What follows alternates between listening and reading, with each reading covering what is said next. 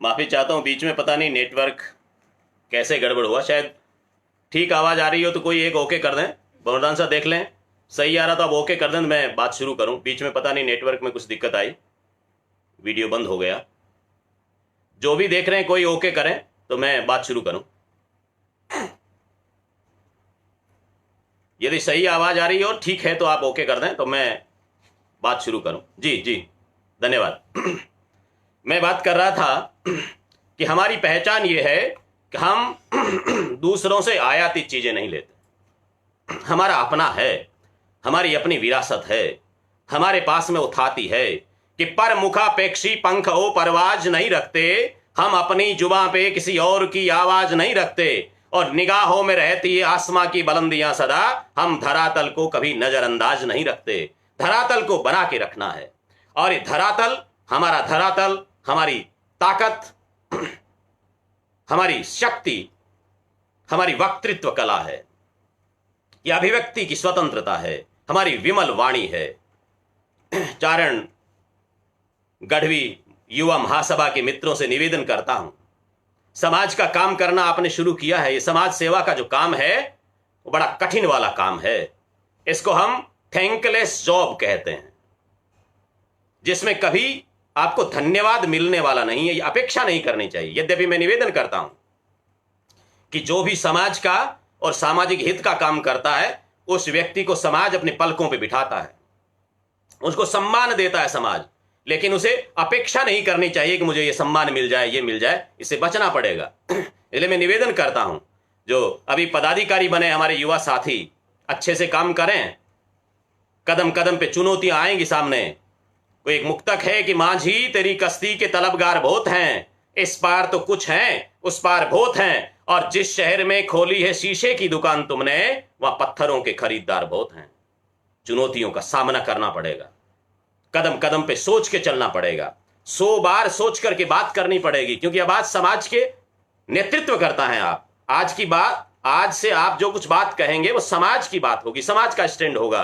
इसलिए आपकी वैयक्तिक बात नहीं है, वो आपका निजी मामला नहीं है। इसलिए आपको अब 100 बार सोचना पड़ेगा। कृपाराम जी खिड़िया ने राजी अरदोहा में लिखा कि मन सू झगड़े मोर, पहला सू झगड़े पछे, त्यारा घटे न तोर राज कचेड़ी राजिया। मन सू झगड़े मोर, मोर शब्द का अर्थ है पहले। अपने मन से पहले झगड़ा कर ले। तर्क वितर्क जो कुछ करना है, वकील जितनी दलीलें हुज्जतें करते हैं, वो सारी की सारी अपने मन से पहले कर लें। कृपाराम जी ने कहा मन सू झगड़े मोर, पहले अपने मन से झगड़ा कर ले। मन में जीत ले, प्रश्न कर, प्रति प्रश्न कर, जवाब दे, फिर जवाब दे और अपने आप को सही स्थिति में ला। पहला सू झगड़े पछे, पहला शब्द का अर्थ है दूसरों से। पहलो रावड़ो अपने बोलते हैं। पहले अपने मन से लड़ाई करो, अपने मन से तर्क वितर्क करो। मन यदि उसको अप्रूव कर देता है, उस मन के अनुमोदन के बाद में उस चीज को दूसरों के सामने लाइए। और ऐसा करोगे तो फिर त्यारा घटे न तोर राज कचेड़ी राजिया। उनका कभी तोर राज की कचेड़ी में घटता नहीं है। बाहर जाएंगे तो आपके त्योरें चढ़े रहेंगी। कारण क्या? आपने पहले से अपने मन के भीतर में सब कुछ सोच लिया, क्या होने वाला है, क्या प्रश्न पूछने वाला है, सारी चीजें आपने कर ली। एक मुक्तक हम पढ़ते थे। मैं युवाओं से इसलिए निवेदन करता हूं कि युवा जो उम्र है, ये बड़ी जोश खरोश वाली उम्र है। बहुत जल्दी धारणाएं बनाते हैं, जल्दी धारणाएं तोड़ लेते हैं, जल्दी किसी व्यक्ति को अच्छा कहते हैं और जल्दी से उसको बुरा कहने में लग जाते हैं। पुरानी पीढ़ी और नई पीढ़ी के बीच में बड़ा गैप रहता है, एक दूसरे से बहुत सी शिकायतें रहती है। एक उर्दू का मुक्तक है जिसमें बुजुर्गों को बरगद कह करके आरोपित किया गया कि बरगद जो है उनकी छाया में पौधे पलते नहीं हैं। मुक्तकार ने लिखा कि जुगनू भी मेरे घर में चमकने नहीं देते, कुछ लोग हैं जो अंधेरों को सिमटने नहीं देते, और हम तो रोज नई पौध लगाते हैं, पर ये बरगद हैं कि पौधों को पनपने नहीं देते। बरगदों पे आरोप, लेकिन और बरगदों पे आरोप का मतलब हुआ कि जो बुजुर्ग पीढ़ी है वो नए लोगों को आशीर्वाद नहीं देती है, अपनी छाया में पलने का अवसर नहीं देती है।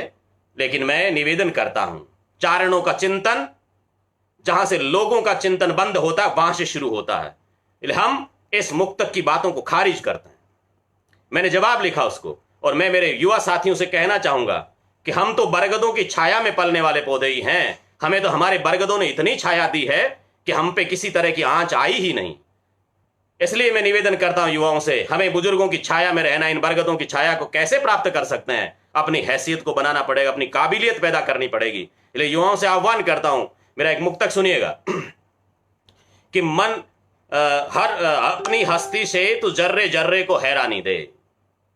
क्या करना है उस पौधे को जो कहते हैं कि बरगदों की छाया में पौधा पनपता नहीं, लेकिन पौधे को क्या करना, मैं वो कहता हूं। बरगदों पर तो हमें अगाध श्रद्धा है और उनका आशीर्वाद हम पे है, लेकिन हमें उनकी श्रद्धा व्यक्त करने के साथ में उनका आशीर्वाद जो प्राप्त करना है, उसके लिए कुछ खुद को करना पड़ेगा। और वो क्या करना है, सुनिएगा कि अपनी हस्ती से तू जर्रे जर्रे को हैरानी दे, हर पौधे को जीवटता की गौरवमयी कहानी दे, अपने पत्तों की तरुणाई से तू ऐसा जादू कर दे कि बरगद खुद बादल से बोले इस पौधे को पानी दे। कुछ करिए ना, होनहार बिरवान के होत चीकने पात, खुद कुछ करिए। और जैसे ही आप कुछ करेंगे, वो पौधे जैसे ही अपने चिकने पत्तों से, उन तरुणाई से बुजुर्गों के हृदय में स्थान बनाएंगे, तो बरगद खुद बादल को बुला के कहेंगे इस पौधे को पानी देना पड़ेगा। और आज आप देख रहे हैं, इसी मुक्तक में एक और 4 पंक्तियां सुनिए कि जिस दिन तेरी जड़ें जमी से जुड़कर जश्न मनाएंगी। मेरे युवा साथी सुने, जिस दिन तेरी जड़ें जमी से जुड़कर जश्न मनाएंगी, उस दिन तेरी पत्ती पत्ती सूरज का संबल पाएंगी। सूरज से पौधे भोजन प्राप्त करते हैं। इसलिए निवेदन करता हूं कि जिस दिन तेरी जड़ें जमी से जुड़कर जश्न मनाएंगी, उस दिन तेरी पत्ती पत्ती सूरज का संबल पाएंगी, और आंधी तुझको सहलाएंगी शीत समीर सुहानी बन, बरगद की पलकें भी उस दिन तेरे ऊपर बिछ जाएंगी। और आपने और हमने सबने देखा है, 24 मई को 4 दिन पहले हमारी राष्ट्रीय कार्यकारिणी, जो अखिल भारतीय चारण गढ़वी महासभा, उसके जो वट वृक्ष हैं, उनकी पलकें कुछ युवाओं पर, जिन्होंने अपने आप को सिद्ध किया, जिनमें कुछ हुनर दिखा, जिनमें कुछ करने की लालसा दिखी, कुछ ललक दिखी, उन पर वो बरगदों की पलकें बिछी हैं, उनको दायित्व मिला है। इसलिए मैं निवेदन करता हूं कि हमारी शक्ति है, हमारी ताकत है, वो हमारे बुजुर्ग, हमारी तो धाक और साख हमारे बुजुर्गों के कारण है। हमें उन बुजुर्गों से लेना है, क्योंकि बूढ़ा अनुभव समद अपारा ज्ञान गंगरी धारा है, बूढ़ा मेढ़ कड़ूबेरी है, बूढ़ा इमरत झारा है, बूढ़ा मूर्त महादेवरी जोग मायारी ज्योति है, और बूढ़ा वीणा मां सारदरी, बूढ़ा उजड़ा मोती है, बूढ़ारी आशीष फड़े है, एक एकरा लाख हुए, बूढ़ा थारी मारी शोभा, बूढ़ा घररी साख हुए। इन वृद्ध जनों को परिवार की साख और धाक मानिएगा, इनके अनुभव का फायदा लीजिएगा, उनका आशीर्वाद लीजिएगा, उनकी आवाज के साथ में जाके खड़े होना है, और कुछ करना नहीं है। वो खुद ही हमारे लिए सब कुछ करते हैं। इसलिए हम सौभाग्यशाली हैं कि इतिहास का इतना गौरवमयी साम्राज्य हमारे साथ में है। हमें बुजुर्गों का आशीर्वाद है, ज्ञान की गंगा घर घर में बहती है। हमें तो अपने इतिहास को सहेज के रखना है। इतिहास आसरो अनुभवरो, इतिहास ज्ञानरी कुंजी है, ओ सीख सबब है भूलारो, इतिहास असलरी कुंजी है। और जिन कौम तणो इतिहास मरे वा कौम मरे मर मिट जावे, उन कौम तणो इन भोम परे, फिर खुर खोज कदे नहीं बच पावे। यदि कौम का इतिहास मर गया तो हम भी नहीं बचेंगे। इसलिए उस इतिहास को सहेज के रखना है।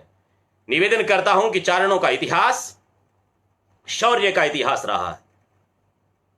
चारणों ने कलम और कटार दोनों एक साथ लेकर के चले हैं। ये जो स्वातंत्र्य भावना है, ये हमारी मूल भावना है।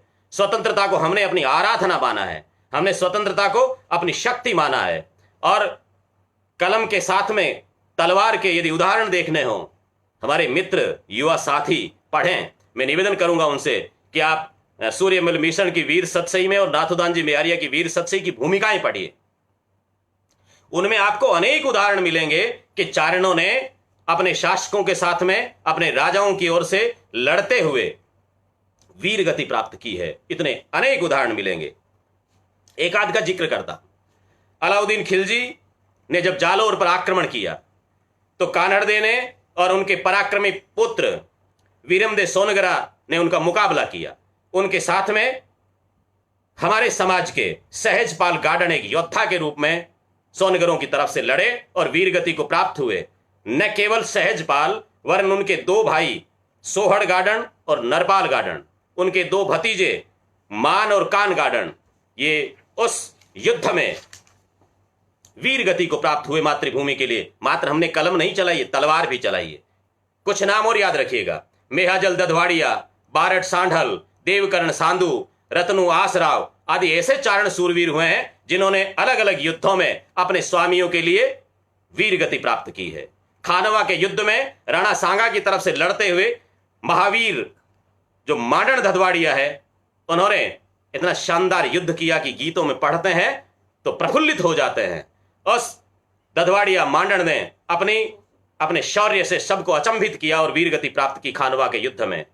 चूंडा दधवाड़िया, धर्मा खिड़िया, गोयंद सांधु, उदयकर्ण सांधु, भरमसूर रत्नु, नरूजी कविया, जेत रत्नु, इन्होंने वीर गति प्राप्त किया अलग अलग युद्धों में चारणों ने। महाराणा प्रताप की ओर से हल्दी घाटी युद्ध में जैसोजी और कैसोजी ने वीर गति प्राप्त की। रामाजी सांधु उस युद्ध में योद्धा के बतौर थे, सुभट वीर के रूप में वहां पर लड़े। ऐसे बहुत से उदाहरण हैं। क्योंकि बात को वो संक्षेप में रखना है, इसलिए मैं निवेदन करता हूं। हमारे युवाओं के पास में बहुत से युवाओं के मैसेज आते हैं कि हम लोगों के पास उदाहरण नहीं है। उदाहरण पढ़ने से आएंगे, आपके पास में पुस्तकें हैं, साहित्य है हमारे पास में, उसको पढ़िएगा।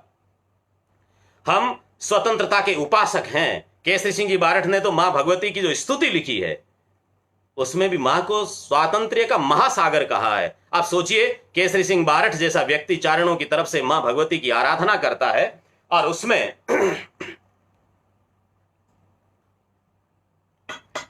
मां को कहता है कि हे मां, तू तो स्वतंत्रता की महासागर है। जय जय भवानी अंबिके करणी तुम्हारी शरण हम।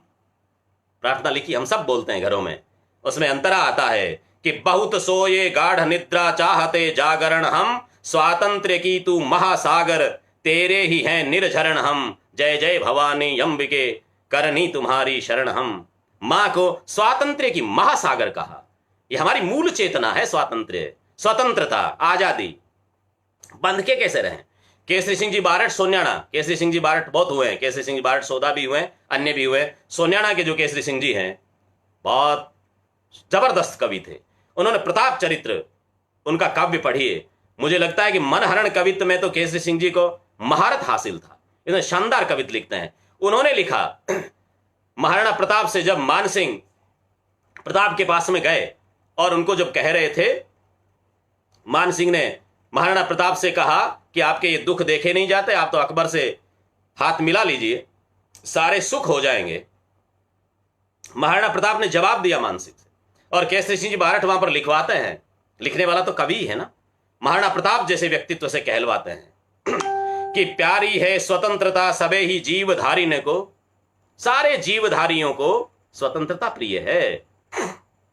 केसरी सिंह जी बारठ सोन्याणा, उनका कवित्व सुनिए कि प्यारी है स्वतंत्रता सबे ही जीवधारी ने को, छोरी कर याको मैं तो मन बहलाऊं ना। इस स्वतंत्रता को छोड़ करके मन बहलाऊं क्या? महाराणा प्रताप मान सिंह से कह रहे हैं कि प्यारी है स्वतंत्रता सबे ही जीवधारी ने को, छोरी कर याको मैं तो मन बहलाऊं ना। और वे के परतंत्र तीन लोक कोन राज चाहूं, काहू के डराए होते दिल दहलाऊं ना। और देवन के देव एक लिंग है हमारे नाथ, ताके अतिरिक्त शीश काहू के नमाऊं ना। और हार जाऊं समर, उजार जाऊं देश देह, डारी जाऊं तो जमींदार कहलाऊं ना। कुछ भी तीनों लोगों का राज भी दे तो मैं स्वतंत्रता को स्वीकार नहीं कर सकता। ये हमारी मूल तासीर रही, हमारे काव्य का ये रंग रहा है, हमारी कविता में ईश्वर रहे हैं। और हमने राजाओं को, शासकों को, सूरवीरों को ये संस्कार दिए, उनको चेताया है। हमारा मूल स्वर ही स्वतंत्रता रहा। ईश्वरदास जी बारठ हाला झाला कुंडलिया में हमने सूरवीर को सिंह की संज्ञा दी। ईश्वरदास जी लिखते हैं, सादूड़ो आपा समो बियो कौन गिणंत, हाक विडाणी किम सहे घण गाजी य मरंत। सादूड़ो वो शेर है, वो अपने समान किसी दूसरे को नहीं गिनता है। और वो दूसरों की हाक को कैसे सहन कर सकता है? वो तो बादल की गर्जना को सहन नहीं कर सकता। यदि आसमान में बादल भी गरजते हैं तो उसके सामने दहाड़ता है, उसके काट खाने को दौड़ता है। ऐसे सूरवीर के सामने दूसरा कैसे आ सकता है? सिंहणी हेको सिंह जन, छापरी मंडे आड़, दूध विटालन का पुरुष, बोहड़ा जने सियाली। कितने ही जन दे, क्या फायदा होने वाला है? एक शेर ऐसा जनना चाहिए जो जा करके शत्रुओं के साथ में संग्राम करे। ये हमारा मूल स्वर है। मरदा मरणु हक है उबरसी गल्लाह, सा पुरुषारा जीवना तो थोड़ा ही भल्ला। सा पुरुष तो थोड़े दिन के जिंदा रहे तो भी अच्छे हैं, क्योंकि एक दिन जाना तो है ही। संसार में तो बातें रह जानी है। रायब कह रे सायबा हाउज देखण हल, मर जाना संसार में रह जानी है गल। या तो मात्र ये बचने वाला है। इसलिए हमारा जो शिवदासी गार्डन, यदि आप इतिहास में जाएंगे तो 9वीं 10वीं शताब्दी से हमारा इतिहास मिलता है, हमारे साहित्य, हमारी भाषा, चारणों की कविता मिलती है जिसमें स्वतंत्रता के सुर मिलेंगे। 12वीं 13वीं शताब्दी में भी मिलेंगे, अभी आप जहां जहां देखेंगे। लेकिन 15वीं शताब्दी में जब शिवदास गार्डन अचलदास कीचेरी वचनी का नाम से काव्य लिखता है तो वहां पर स्वतंत्रता की परिभाषा देता है। वो कहता है स्वतंत्रता और परतंत्रता में भेद क्या है। आप चारण साहित्य का ये स्वर देखिए और ये धारा देखिए, वो समझाते हैं। शिवदासी गार्डन दो पड़ुत्री दोहे कहते हैं। एक ही वन, वो उदाहरण देते हैं कि हाथी और शेर दोनों एक ही जंगल में रहते हैं, लेकिन हाथी को तो लोग लाखों रुपए में खरीदते हैं, शेर का तो कोई टक्का ही नहीं देता। कभी वापस जवाब देता है कि अरे भाई, ये जो शेर है वो स्वतंत्र है, हाथी परतंत्र है। उसके गले में जो रस्सी डाली है, जहां ले जाना चाहे वहां जाता है। यदि शेर इस तरह की पराधीनता स्वीकार कर ले तो फिर वो लाख में नहीं 10 लाख में बिक जाएगा। लेकिन स्वाधीनता अमूल्य है। अमूल्य का मतलब बिना मोल की नहीं, अमूल्य का मतलब जिसका मोल आंका नहीं जा सकते, जिसका मूल्य आप आंक ही नहीं सकते, मूल्य लगा ही नहीं सकते, उसको अमूल्य कहते हैं। शिवदास गार्डन ने लिखा कि एक ही वन वसंतड़ा एवड़ अंतर काह, सिंह कबड्डी नाल है गईवर लख विकाह। एक ही जंगल में रहते हुए क्या अंतर है कि शेर तो कौड़ी में भी नहीं बिकता और गईवर माने हाथी के लाख मिलते हैं। कवि ने जवाब दिया कि गईवर गल गलथ यऊ जह खंचे तह जाए, सिंह गलथन जेश है तऊ तह लख बिकाए, 10 लाख में बिक जाए। ये स्वतंत्रता, ये हमारे साहित्य का संदेश है। चारणों ने इस धारा को बना करके रखा, लोगों के मन में इस जोश को जगा करके रखा। यदि हम इतिहास को की आंख से हम देखेंगे तो मुगलों का विरोध, अंग्रेजों का विरोध और आजादी के बाद में आज के काले अंग्रेजों का विरोध, चारणों की कविता में 3 अलग अलग वर्ग आपको मिलेंगे। इतिहास से क्रमशः हम चलेंगे तो पहले मुगलों के विरोध में महाराणा प्रताप, चंद्रसेन और उस समय के जितने जितने महान योद्धाओं ने, जिन जिन राजाओं ने, जिन जिन ठिकानेदारों ने मुगलों से सामना मांडा, मुगलों के सामने जिन्होंने अपनी तलवार को थोड़ा सा तान के रखा, उसकी प्रशंसा में हमने गीत लिखे। हमने उनको, चाहे वो छोटा सा भी हुआ होगा, मैं निवेदन करता हूं, जो ये अतिरंजना वाली बात करने वाले लोग हैं ना, मेरे युवा साथी सुने, उनको जवाब दें। आज कोरोना संकट से हम लड़ रहे हैं और कोरोना से लड़ते हुए डॉक्टर, पुलिस, स्कूल के जो टीचर्स हैं, जो कुछ आंगनबाड़ी कार्यकर्ता, नर्सेज, जो कुछ काम कर रहे हैं, किसी गांव में छोटा सा भी किसी ने सहयोग किया, एक छोटा सा बच्चा गुल्लक में से पैसे लेकर के जा रहा है, हम उसको फोटो दिखा रहे हैं, उसकी वाहवाही कर रहे हैं, उसकी शाबाशी कर रहे हैं, क्योंकि ये समय है। इस परिस्थिति में उनकी सराहना करनी है। जो आपको वो गीत मिल रहे, जिनको आप अतिरंजना कह रहे हैं, जिनको आप अतिशयोक्ति कह रहे हैं, वो गीत ऐसी परिस्थितियों में लिखे गए गीत हैं जब दुनिया भाग जाया करती थी। कोई एक व्यक्ति दुष्टों के सामने खड़ा होता था, गायों को ले जाते हुए लोगों को रोकता था, आक्रमणकारियों से औरतों की इज्जत को बचाता था, तो उस एक व्यक्ति के गुणगान करना हमारा धर्म था। आज का मीडिया क्या कर रहा है? आज का सोशल मीडिया क्या कर रहा है? एक छोटी सी बात होते हुए हम उसको प्रशंसा करते हैं, उसकी पीठ थपथपाते हैं, क्योंकि समय है। सर्कमस्टेंसेस कभी रिक्रिएट नहीं किए जा सकते हैं, परिस्थितियां पुनर्निर्मित नहीं होती हैं। इसलिए उन कविताओं को समझना है तो उनकी भूमिका में जाना पड़ेगा, उसी ऐतिहासिक परिदृश्य में जाना पड़ेगा, उन घटनाओं के धरातल पे जाना पड़ेगा। ये निवेदन करता हूं। इसलिए हमारा जो विरोध है, हमारा जो स्वर रहा, वो अनीति के विरुद्ध में, अतिचार के विरुद्ध में हमेशा प्रबल प्रतिकार हमने किया। ये चारणों का स्वर रहा।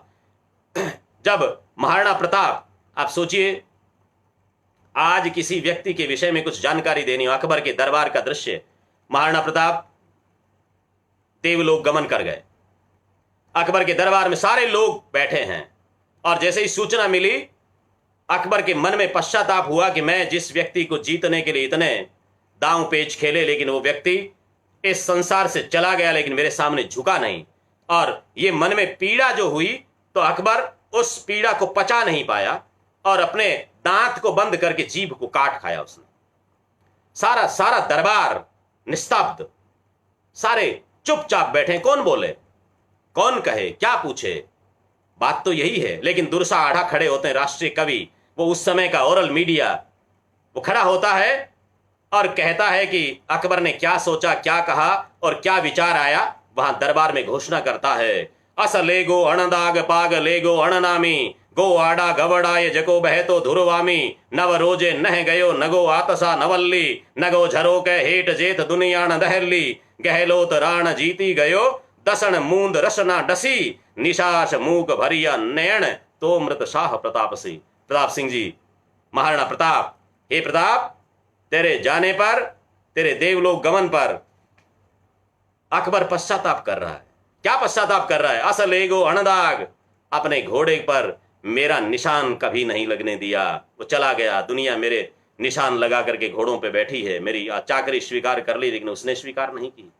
ये महाराणा प्रताप तो देवलोक गमन कर गए ना, कौन सी जागीर देने वाले थे, उनके लिए लिखा है।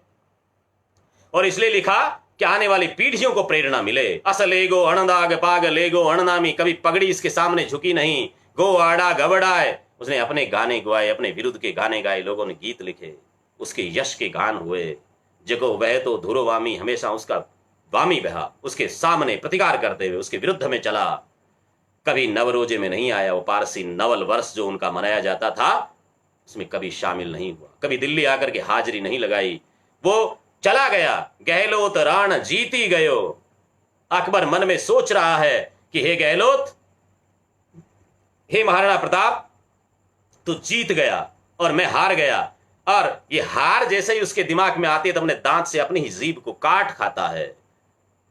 और अकबर को निशाश मूक भरिया नयन, लंबे निश्वास के साथ में अश्रु आ जाते हैं आंख में। तो दुर्सा आढ़ा ये बात कहता है, ये तो आज का मीडिया कह सकता है ना, किसी बादशाह के सामने, किसी राजा के सामने, किसी मंत्री के सामने, ये मीडिया की भूमिका हमारी थी। वो दुर्सा आढ़ा कह गए। जब महाराणा राज सिंह औरंगजेब से मिलने का मन बना लिया एक बार, उस समय कम्मा दधवाड़िया एक कवि थे, उन्होंने राज सिंह को रोक करके कहा, महाराज, ये मेवाड़ मुगलों के सामने तो कभी झुका ही नहीं, कभी मिलने गया नहीं, मेवाड़ ने चल करके उनके सामने एक कदम भी नहीं बढ़ाया, और ऐसा क्या हो गया कि आज राज सिंह उनके सामने जाता है। उनके सोए हुए स्वाभिमान को जगाने के लिए कम्मा ने एक छप्पे कहा कि अजो सूर उगवे अजो प्राजल हुतासन, अजो गंग खड़हड़े अजो साबत इंद्रासन, अजो सुमेर अडग अजो फल फूल धरती, अजो नाथ गौरख अजो अहमात सगत्ती, हिलो हिल पवन धू अडग, वेद धर्म वाराणसी, पतसाह हूत चित्तोड़ पत, राण मिले किम राज सिंह। हे राज सिंह, हे राणा, क्या बदला है? अजो सूर उगवे, अभी तो सूर्य उदय होता है ना, अजो प्राजले हुतासन, अभी अग्नि भी प्रज्वलित हो रही, क्या बदल गया संसार में? सब कुछ क्या बदला है जिससे कि आप बदल रहे हो? मेवाड़ तो प्राकृतिक उपक्रम जब तक नहीं बदले, प्रकृति के क्रिया व्यापार नहीं बदले, तब तक मेवाड़ की गादी बदलने वाली नहीं है। इस स्वाभिमान को जगाता है और कहता है अब तक ये इस प्रकृति के जो क्रिया व्यापार, सूर्य उदय हो रहा है, अग्नि में उष्णता है, गंगा अभी चल रही है, अभी इंद्रासन साबित है, अभी सुमेरु अपनी जगह पर है, अभी धरती में फल फूल सारे फलीभूत हो रहे हैं, अभी भी नाथ गोरख की सत्ता कायम है, अभी भी मां भगवती की कृपा हम पे बनी हुई है, धरती में अपनी जगह पर वो है, पवन भी चल रही है, सब कुछ चल रहा है। वेद धर्म वाराणसी, वेद और धर्म वो भी अपनी जगह पर है, सब कुछ अपनी जगह पर है। तो पतसाह हूत चित्तोड़ पत, राण मिले किम राजसी, हे राजसिक, वहां जाके कैसे मिल सकते हो? सोए हुए स्वाभिमान को जगाया तो राज सिंह नहीं गए। और फिर राज सिंह ने कहा कि कवियों की चरण वंदना करनी चाहिए। जब उनको आत्मज्ञान हुआ कि मैं क्या करने जा रहा था और क्या बचाया मुझे, इसलिए राज सिंह ने लिखा, कहां राम कहां लखन नाम रहियो रामायण, कहां कृष्ण बलदेव प्रगट भागवत पुरायण, वाल्मीकि सुख व्यास कथा कविता न करंता, कवण स्वरूप सेवंत ध्यान मन कवण धरंता, राज सिंह कहे जग राणरो, सुनो सजीवन अखरा, जग नाम अमर चाहो जिके, तो पूजो पाव कवेशरा। जो संसार में अमर नाम चाहते हो, इन कवियों की चरण वंदना करो, राज सिंह ने लिखा। हमने कर्तव्य विमुख होते हुए लोगों को रोका। आप देखेंगे पूरे हिंदुस्तान के साहित्य का अध्ययन कीजिएगा, राजस्थानी साहित्य का अध्ययन करेंगे, चारण साहित्य का अध्ययन करेंगे, तो अंग्रेजों का विरोध करने में सबसे पहला स्वर चारणों ने चलाया। पूरे हिंदुस्तान की भाषाएं साक्षी है। पद्मश्री चंद्र प्रकाश देवल ने जो शोध किया सेंट्रल एकेडमी में रहते हुए, उसमें ये पाया है उन्होंने कि 1857 की क्रांति से पहले पूरे हिंदुस्तान में अंग्रेजों का विरोध करने वाला राजस्थानी कवि था, और वो कवि था हमारे समाज का सूर्य, राजस्थानी साहित्य का देदीप्यमान नक्षत्र, महाकवि बांकीदास आसिया। उन्होंने 1805 में 1857 से 52 साल पहले अंग्रेजों का विरोध किया, राजाओं को चेताया कि आप समझ नहीं रहे हो, अभी तो जा करके इन व्यापारियों के चंगुल में फंस रहे हो। व्यापारी है, ये बणियों की नीति लेकर के आए हैं और बणिया धीरे धीरे अपने कब्जे में सब कुछ करता है। आप कहां फंसते चले जा रहे हो। उन्होंने 1857 की क्रांति से 52 साल पहले ये बिगुल बजाया अंग्रेजों के विरोध का। प्रसिद्ध गीत है बांकीदास जी का, चेतावनी का गीत। उन्होंने लिखा कि आयो अंग्रेज मुल्क रे ऊपर, आहस लीधा खेच उरा, धनिया मरे न दीधी धरती, धनिया उभा गई धरा। ये अंग्रेज इस मुल्क पे आया और आपके सारे आहस को खींच लिया।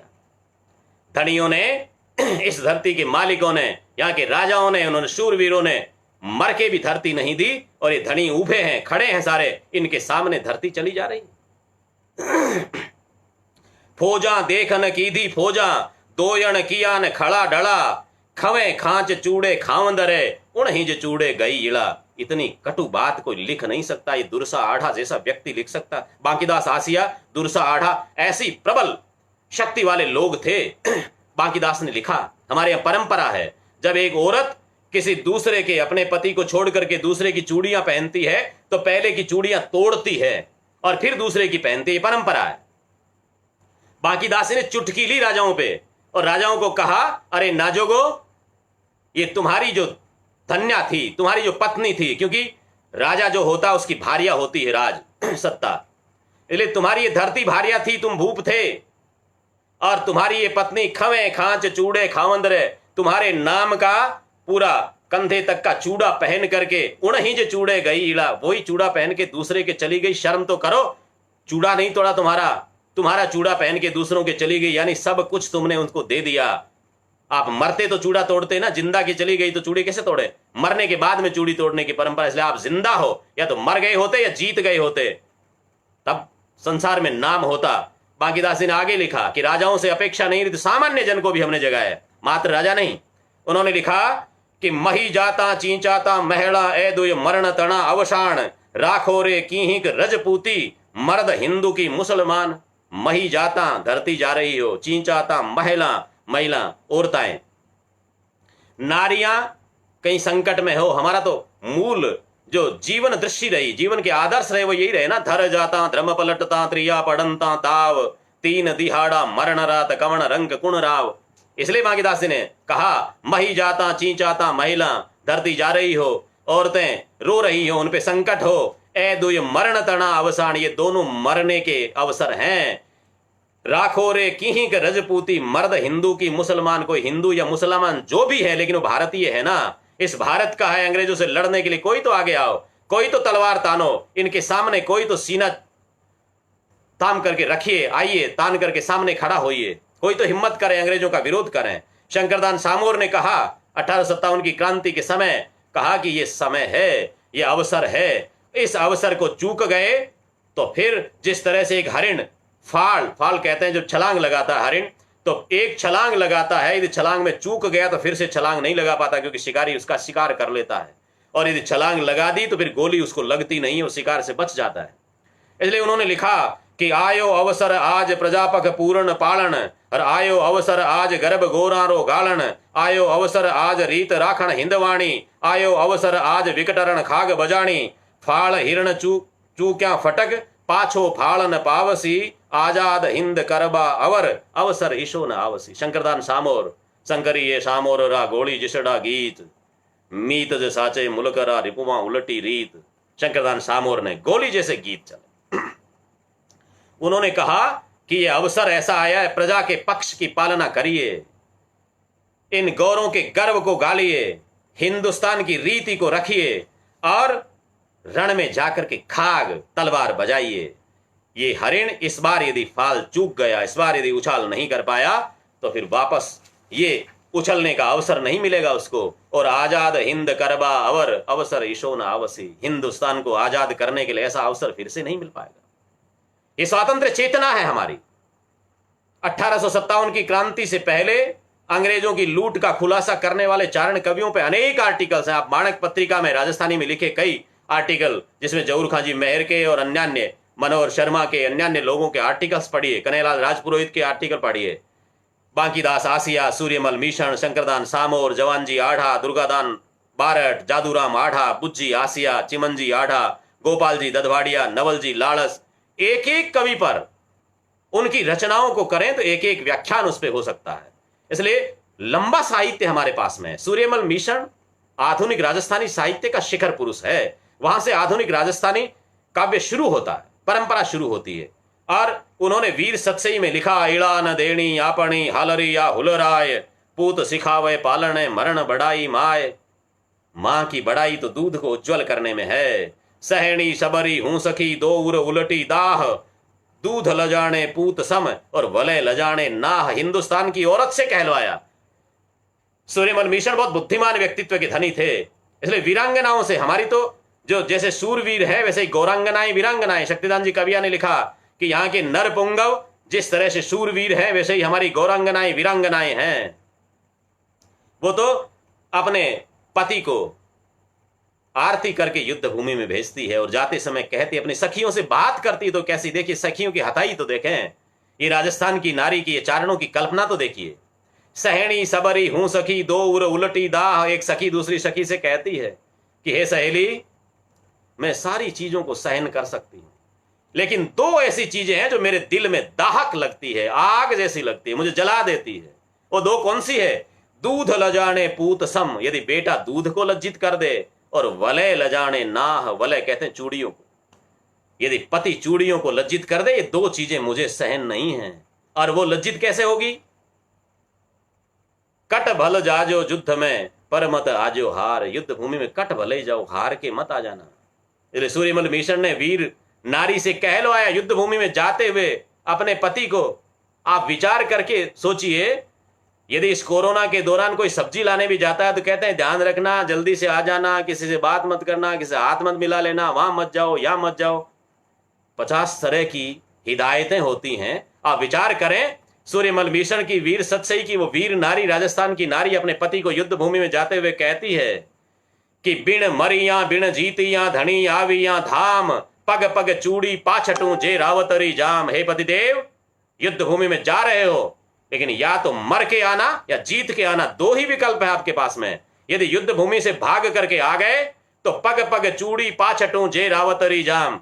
एक एक कदम कदम पे आपका स्वागत ऐसे करूंगी कि एक एक चूड़ी तोड़ती जाऊंगी और घर में आते आते अपने आप को विधवा घोषित कर दूंगी। मुझे आपकी जरूरत नहीं है। मणिहारी जारी सखी यबन हवेली आव, पीव मुआ घर आवी या विधवा कवण बनाओ। अपने आप को विधवा घोषित कर दिया। ये कल्पना हमारी रही। ये हमने समाज को संस्कार दिए। केसरी सिंह जी बारठ चेतावनी रा चूंगट्या। आप देखें फतेह सिंह, मेवाड़ की गद्दी का मालिक, जिसके लिए लोग कहते थे कि जिसने पत्ता नहीं देखा वो पत्ता को देखें। ये जनता की आशा थी कि जिसको महाराणा प्रताप को जिसने नहीं देखा वो फतेह सिंह को देख ले। मेवाड़ की गद्दी पर तो एक जैसे ही सूरवीर होते हैं, लेकिन वो फतेह सिंह जब अंग्रेजों के दरबार में जाने को राजी हुआ, तैयार हुआ, केसरी सिंह बारठ स्वतंत्रता के अमर चेता, वो क्रांतिकारी जिन्होंने अपना पूरा परिवार इस देश की आजादी के लिए न्यौछावर कर दिया। स्वयं उनके भाई जोरावर सिंह, उनके पुत्र अमर शहीद कुंवर प्रताप सिंह बारठ, जिनकी अभी हमने जयंती और बलिदान दिवस मनाया, उनके दामाद ईश्वरदान आसिया, सबको उन्होंने स्वतंत्रता की उस आग में झोंक दिया। स्वातंत्र्य राजसूय में समिधा बनकर के चढ़ गए, आहुतियां दे दी। वो केसरी सिंह बारठ फतेह सिंह को लिखते हैं, जब फतेह सिंह अंग्रेजों के दरबार में शोभा बढ़ाने जा रहे हैं, उस समय में उन्होंने मात्र 26 पंक्तियों की कविता लिखी। चारणों की कविता में क्या ताकत होती है। जिसके पास में इतिहास का ज्ञान हो, जिसके पास परंपराओं का ज्ञान हो, जो निष्कलुष हो, जिसके मन में खोट नहीं हो, जिसको मातृभूमि से प्रेम हो, जो अपने स्वामी के प्रति सच्ची श्रद्धा रखता हो, जो प्रण का पक्का हो, वो ऐसी कविता लिख सकता है, अन्यथा लिख नहीं सकते। भीतर की कमजोरी शब्दों पर हावी हो जाती है, कलम चलती नहीं है, डगमगाने लगती है। उस कलम से इतने कटु वाक्य लिखने के लिए और किसी शासक को, किसी राजा को, किसी सत्ताधीश को उसकी गलती का ज्ञान कराने में बड़ी ताकत लगती है। केसरी सिंह बारठ को उसका परिणाम भी भोगना पड़ा था, लेकिन मेवाड़ की गद्दी को एक बार के लिए तो कम से कम बचा लिया उन्होंने 13 सोरठे लिखे, एक दो का जिक्र करता हूं, और उनका परिणाम यह हुआ कि फतेह सिंह उस दरबार में नहीं गया। अन्य भी बहुत से कारण हो सकते हैं। विश्लेषण करने वाले और प्रगति पुजारी किसी तरह की बातें कर सकते हैं। इतिहास लिखा कैसे गया और इतिहास को किस तरह से तोड़ा मरोड़ा गया, किस तरह से तथ्यों को झुठलाया गया और किस तरह से लोगों के बीच में कंफ्यूजन क्रिएट किया गया, ये सारी चीजों को ध्यान में रखते हुए देखना पड़ेगा कि फतेह सिंह केसरी सिंह बारठ के इन 13 सोरठों से वहां नहीं गए या अन्य कारणों से नहीं गए, लेकिन ये सोरठे उसके साक्षी हैं। केसरी सिंह बारठ का प्रयास देखिए, एक चारण का अपना दायित्व देखिए। उन्होंने लिखा कि पग पग भम्या पहाड़, धरा छांड राख्यो धर्म, यशु महाराणार मेवाड़, हृदय बसिया हिंदर। हे फतेह सिंह जी, आप किसी के घर में बाजरी नहीं रख के आते हो, किसी का घर नहीं चलाते हो। आप लोग यदि मेवाड़ की गद्दी को पूरा हिंदुस्तान नमन करता है, एक एक गांव में आप कभी मेवाड़ जिसने नहीं देखा, कभी उदयपुर जिसने नहीं देखा, वो दूर दिशावर में बैठा व्यक्ति भी गांव की ढाणी में अपने खेत में बैठा वो कवि आप पर कविताएं लिखता है। कारण क्या है? वो कारण ये है कि तुम्हारे पूर्वज पग पग भम्या पहाड़, धरा छांड राख्यो धर्म, पहाड़ों में भटकते रहे और धर्म की रक्षा की। इसलिए तुम्हारे मेवाड़ की यशोगाथा गांव गांव में चारणों ने गाई है, गांव गांव के कवियों ने लिखी है। इशु महाराणा रे मेवाड़, हृदय बसिया हिंदर। इससे हृदय में, हिंदुस्तान के हृदय में मेवाड़ और महाराणा दोनों बसे हुए हैं। यदि आप अंग्रेजों की गोद में चले जाओगे तो मेवाड़ की यशोगाथा को विदीर्ण कर जाओगे। घन घलिया घमशान राण सदा रहिया निडर, अब पेखंता फुरमान हलचल किम फतमल हुए। हे फतमल, हे फतेह सिंह, कितने घमासान हुए, कितने युद्ध हुए, असंख्य लोग कट मर गए धरती के लिए, मातृभूमि के लिए, लेकिन राण सदा रहिया निडर। इस गद्दी का ये सौभाग्य रहा कि यहाँ के राणा हमेशा निडर रहे, कभी डरे नहीं, धर्म को नहीं छोड़ा। थोड़ा सा एक अंग्रेजों का फुरमान आ गया और इसमें हलचल मच गई, जाऊं कि नहीं जाऊं, और अंत में स्वीकार कर लिया, जाना स्वीकार कर लिया। क्या करते हो? एक सोरठे का और जिक्र करता। क्या होती है? जिसके पास परंपरा होती है, जिसके पास इतिहास का ज्ञान होता है, जिसके पास सामने वाले की गौरवमयी गाथा का पूर्ण कच्चा चिट्ठा होता है, वो व्यक्ति सामने वाले के हृदय तक चोट करने के लिए लिख सकता है। और बुद्धि विवेक होना चाहिए, बात को कहने का तरीका होना चाहिए। महाराणा प्रताप को हिंदवा सूरज का विरुद्ध दिया गया, इसलिए केसरी सिंह जी ने उस बात को लेकर के फतेह सिंह को कहा कि ये सारा हिंदुस्तान, हे फतेह सिंह, आप तो दिल्ली के दरबार में चले जाओगे, अंग्रेजों की हाजिरी भर दोगे, अंग्रेजों की गुलामी स्वीकार कर लोगे, लेकिन कल सुबह है ये हिंदुस्तान के लोग अपने सूर्य की तरफ देखेंगे, हिंदवा सूरज महाराणा प्रताप। इसलिए मेवाड़ की गद्दी, हिंदवा सूरज की गद्दी। कल पूरा हिंदुस्तान अपने सूरज की तरफ देखेगा, लेकिन वो सूरज क्या लाने जा रहा है? इतिहास जिन्होंने पढ़ा है, अंग्रेजों ने कहा हम सितारे हिंद दे रहे हैं। सितारे हिंद की उपाधि देने के लिए, स्टार ऑफ इंडिया, सितारे हिंद की पदवी देने के लिए बुला रहे थे। इसलिए केसरी सिंह जी ने कहा कि हमने तो आपको पहले से सूरज माना हुआ, पूरा हिंदुस्तान मेवाड़ को सूर्य कहता है, आप तारा लेने वहां जा रहे हो। इसलिए उन्होंने लिखा कि देखेला हिंदवाण निज सूरज दिस नेहसु, पण तारा परवाण निरख निशासा नाकसी। कल सुबह अपने सूर्य की तरफ देखेंगे, लेकिन आप तो तारे जैसे मिलोगे वहां। इसलिए सारे हिंदुस्तान के लोग निश्वास से छोड़ेंगे, निराश हो जाएंगे, हताश हो जाएंगे। इसलिए हे फतेह सिंह, ऐसा मत करो। और उसका परिणाम यह हुआ कि फतेह सिंह ने अंग्रेजों के दरबार में जाना रोका। केसरी सिंह बारठ जैसा व्यक्ति चारण समाज का गौरव है, हमारे पास में थाती है। एक बारठ रूप सिंह जी ने लिखा कि केसरी सिंह बारठ जैसा व्यक्ति सब कुछ लूट गया लेकिन वो टूटा नहीं, अंतिम क्षण तक उसकी दहाड़ नहीं टूटी। आपने और हमने सबने पढ़ा है, जब कुंवर प्रताप सिंह उनके पास में जाते तो उन्होंने कहा कि मेरी गोली का वार कभी चूका नहीं है, केसरी सिंह बारठ की गोली कभी खाली नहीं जाती है। अंतिम क्षण तक ये प्रण जिसने रखा, रूप सिंह बारठ ने लिखा कि धरा धाम अरु धन गई सह सुखरी घड़ियां, धरती गई, घर गया, धन गया। धरा धाम अरु धन गई सह सुखरी घड़ियां, सुत प्रताप गयो छोड़ झड़न लागी दुख झड़ियां, माणिक सी मणि महल गई दधि विपदा डारे, और कुलरो दूप दीप किशोर गयो वृद्ध बंधु विशारे, सह भांत वेह प्रतिकूल वह कीधो सदा रुआड़ तो, तऊ कृष्ण देह वालो कवि वो केहर रहो दहाड़ तो।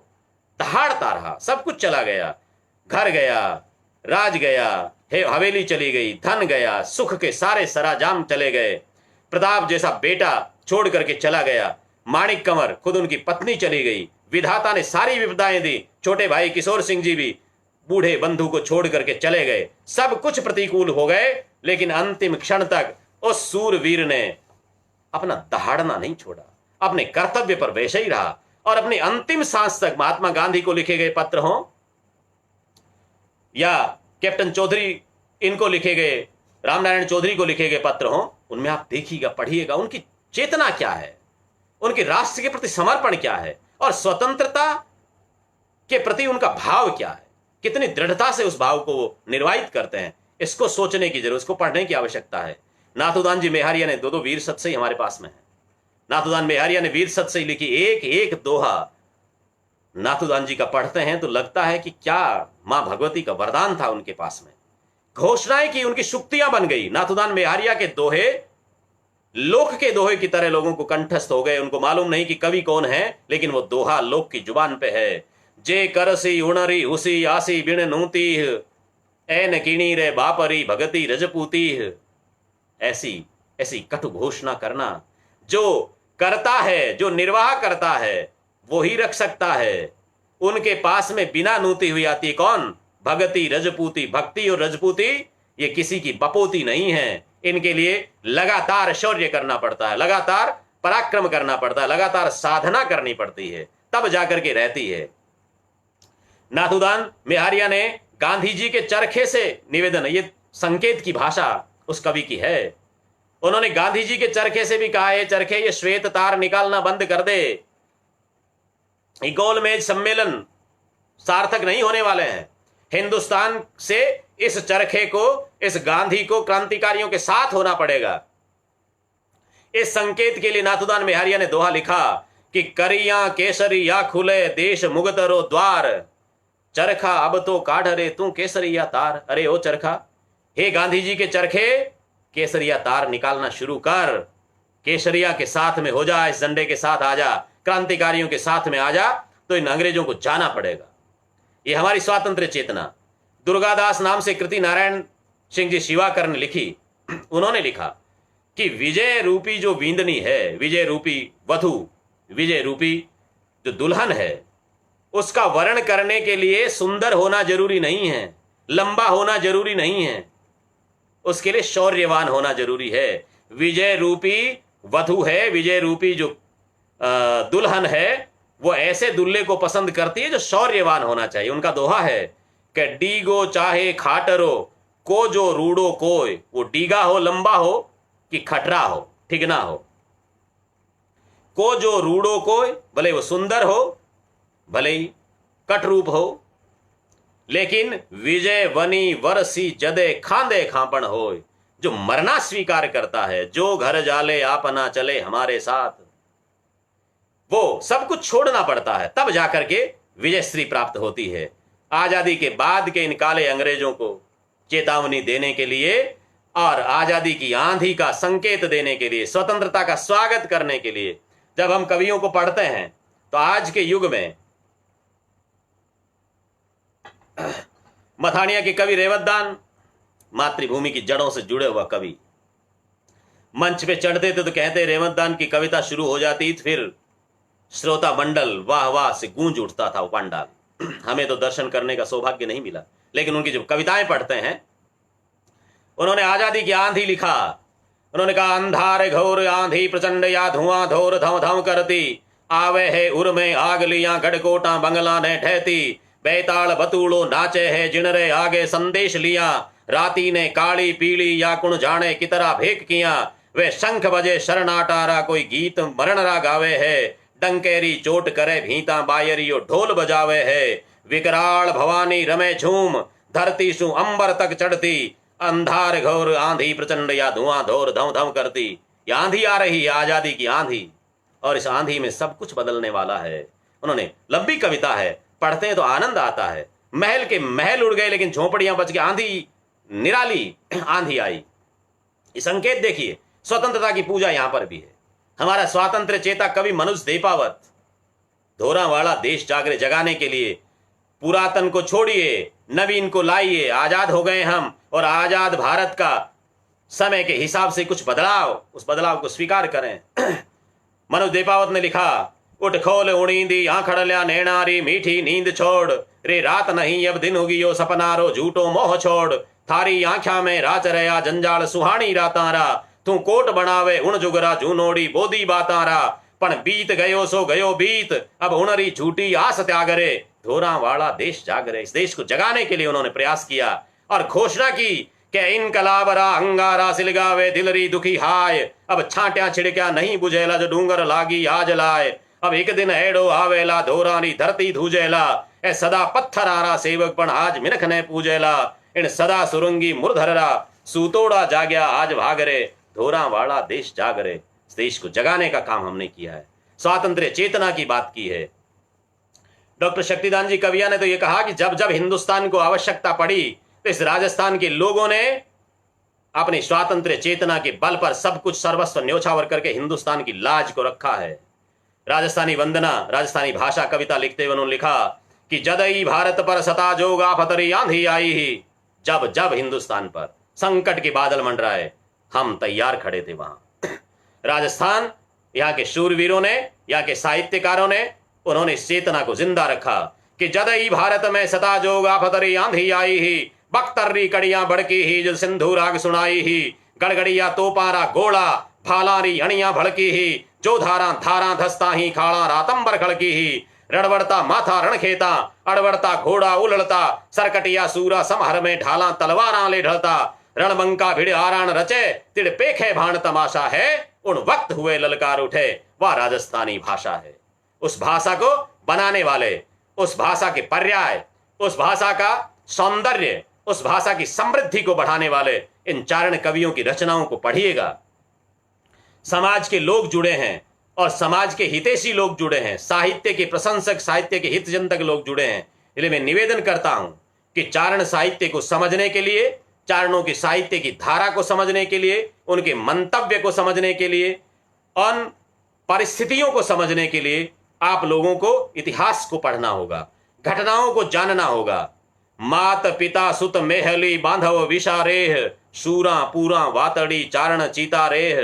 चारणों ने इस प्रण को निभाया है कि जिस व्यक्ति को उसके माँ ने, उसके पिता ने, उसके बेटे ने, उसके भाइयों ने, उसकी पत्नी ने भुला दिया, हमने उसको याद रखा है यदि उसने कुछ अच्छा काम किया है। शर्त यह है, हमने उत्कृष्ट का अभिनंदन और निकृष्ट का निंदन करने में कभी चूक नहीं की है।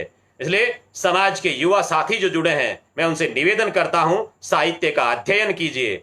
हमारे पास में इस साहित्य की संपदा है, हमारे पास में मां भगवती की कृपा से आस्था की जोत है। मां का ध्यान करिए, जगदम्बा को अपने हृदय में हमेशा रखिए। जब जब कुछ काम करने जाते हो मां को याद करके काम शुरू कर दीजिए, आप गलत काम नहीं कर पाएंगे कभी। मिथ्याभिमान से हमें बचना है, लेकिन स्वाभिमान को जिंदा रखना है।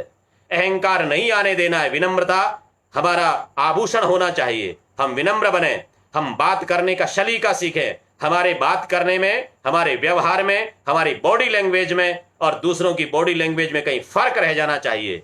हम लोगों को अपने खड़े रहने में, बैठने में, सुनने में, किससे बात करते हैं, कहां जाते हैं, कैसे बात करते हैं, क्या पहनते हैं, सब चीजों पर गौर करना पड़ेगा। समय के साथ में चलना है, लेकिन विगत उसको याद रखना है, हमारी परंपराओं को याद रखना है। हमारी तरफ मैं निवेदन करता हूं, ईश्वर ने कार्बन कॉपियां बनाई नहीं है, सब ओरिजिनल कॉपी हैं, इसलिए हर एक का अपना दायित्व है। ईश्वर ने आपको घड़ने में पूरा टाइम लगाया है, तो आपसे कुछ काम करवाना चाहते हैं, आपसे कुछ महत्वपूर्ण काम करवाने के लिए इस धरती पर आपका अस्तित्व बना के रखा हुआ है, इसलिए उस दायित्व को निर्वाहित करिएगा, उस दायित्व को सोचिएगा। बाल कवि बैरागी की पंक्तियों के साथ इस सेशन का हम समापन करना चाहेंगे। बाल कवि बैरागी ने लिखा कि जब सूरज हो कुछ मरा मरा और डरा डरा हो उजियारा, सूर्य मरा मरा हो, उजाला डरा डरा हो, तो फिर हम क्या कर सकते हैं कि जब सूरज हो कुछ मरा मरा और डरा डरा हो उजियारा, चैतन्य नहीं हो चिंगारी और बुझा बुझा हो अंगारा, तब समझो कि षड्यंत्र कहीं पलता है घने अंधेरे का, किंचित मावस है घोट रही कंठ कहीं कंठ नवीन सवेरे का, तब जिसमें बल है साहस है वे ही आगे आ पाते हैं, और बेशक सूरज वे बन न सकें किंतु मशाल बन जाते हैं। मशाल बनने की ताकत हम में है, इसलिए मशाल बनिए, इस ज्योति को जलाइए। छोटा सा दीपक बन के भी टिमटिमाना हमें है, लेकिन रोशनी को जिंदा रखना है, इस स्वातंत्र्य की चेतना को जिंदा रखना है। ये हमारा प्रण होना चाहिए। संकल्प करें कि हम अपने समाज का, अपने समाज की थाती का हमेशा भान रखेंगे, ज्ञान रखेंगे, ध्यान रखेंगे। हम अपना आचरण इस रूप में करेंगे कि हमारा कोई भी व्यक्ति कहीं पर, कोई पदाधिकारी, किसी महासभा के पदाधिकारी या कार्यकारिणी मेंबर्स की बात नहीं है। हमारे समाज का छोटा सा व्यक्ति भी, एक विद्यार्थी भी ये ध्यान रखे कि मेरा आचरण, मेरा व्यवहार, मेरी वाणी मेरे कुल की परंपरा के प्रतिकूल न चली जाए। कोई ये ना कह दे कि ये कौन है, कहां का है, क्या है। हम पे इस तरह का प्रश्न चिन्ह लग गया तो सोचना पड़ेगा। इसलिए हम अपने आप का वजूद खुद बना के रखें, अपने आचरण को ठीक से रखें। पुनः पुनः आपके प्रति मैं कृतज्ञता जाहिर करता हूं। इतने लोगों ने देखा, आप सब जुड़े रहे, समाज के सब लोगों का स्नेह मिलता है, और मैं पुनः नारायण दांसा और भंवर साहता का आभार ज्ञापित करता हूं कि आप मित्रों से, समाज के हितैषी लोगों से, समाज के बुजुर्गों से मिलने का, जुड़ने का अवसर प्रदान किया। फिर कभी किसी सेशन में किसी विषय को लेकर के हम बात करेंगे। अपने अपने घरों में महफूज रहिएगा। इस कोरोना काल के दौरान अपना ध्यान रखिए, अपने परिवार का, बंधु बांधवों का, रिश्तेदारों का ध्यान रखिए, अपने आसपास के लोगों को देखिए, कहीं कोई भूखा न रह जाए। किसी जरूरतमंद को हमारी जरूरत है तो हम फिर उसके साथ में आए, क्योंकि गमों की आंच पे आंसू उबाल कर देखो, बनेंगे रंग किसी पर भी डाल कर देखो, और तुम्हारे दिल की चुभन भी जरूर कम होगी। किसी के पांव का कांटा निकाल कर देखो। हम किसी की जरूरत में मदद करें, ऐसा संकल्प लें। पुनः पुनः बहुत बहुत धन्यवाद। जय हिंद, जय भारत, जय माता जी।